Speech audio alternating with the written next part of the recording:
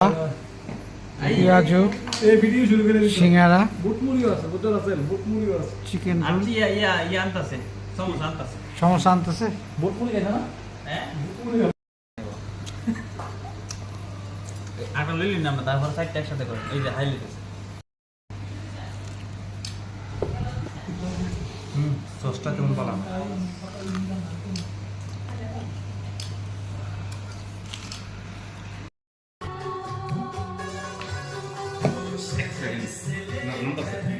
আর কি তাজা করতে পারবেন আর খাইবাইনি